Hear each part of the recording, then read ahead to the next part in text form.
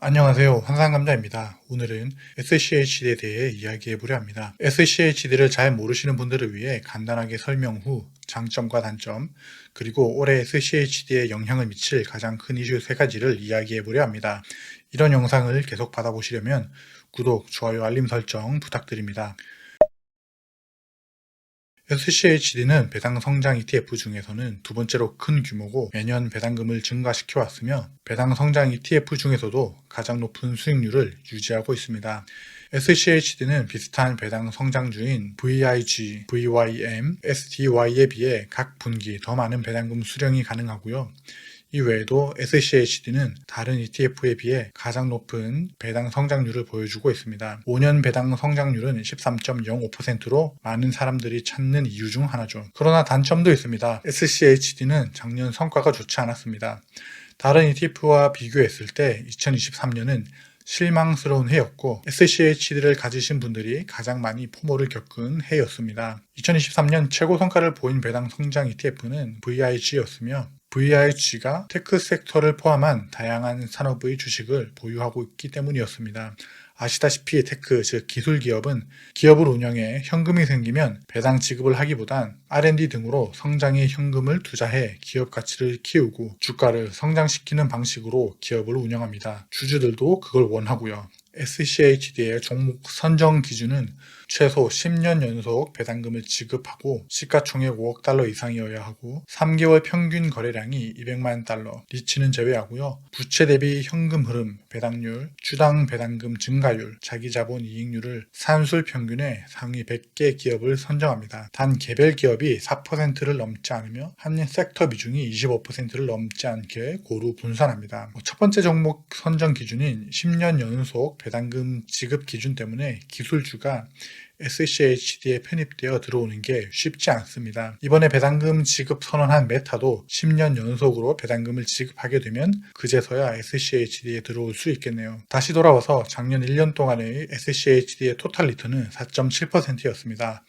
인플레이션을 감안하면 1.4%고요. 그럼에도 안 올라서 망했네 라고 말해도 10월 말 68달러에서 지금은 77달러가 되었더라고요. 3개월 만에 10%가 올라줬습니다. SCHD를 무작정 투자하기보단 이제부터 제가 말하는 포인트를 아시면 훨씬 더 나은 투자를 하실 수 있습니다. SCHD의 3.46%라는 높지도 낮지도 않은 배당금은 5년 배당 성장률 13.05%를 만나 시간을 먹어야 시너지가 납니다. 그러므로 10년 이상 SCHD에 투자하실 분들만 SCHD에 투자하시는 게 좋습니다. 이것 하나만으로 인플레이션을 앞서는 배당금과 자산 성장의 두 마리 토끼를 얻을 수 있고요.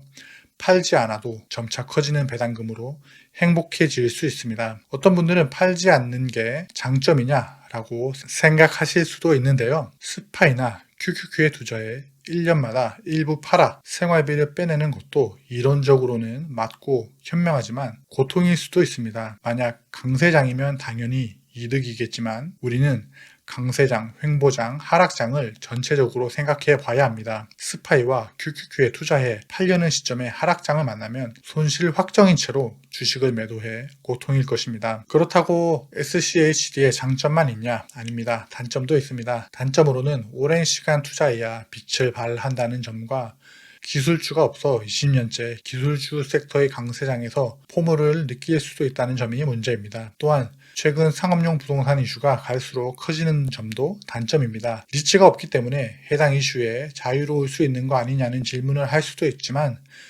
대개의 부동산 사업은 은행 대출과 밀접한 연관이 있으며 SCHD에는 금융 섹터가 16.5%가 포함되어 있습니다. 옐런 미 재무장관의 이야기처럼 상업용 부동산은 금융기관과 연관이 되어 있습니다. 이런 스트레스를 이 글에서는 매니지블, 즉 감당 가능한 혹은 관리 가능한 이라고 말하지만 애초에 현대의 금융체계는 신용이라는 허상 위에 체계가 세워진 만큼 감당할 수 없을 블랙 스완도 찾아올 수 있음을 항상 생각하셔야겠습니다.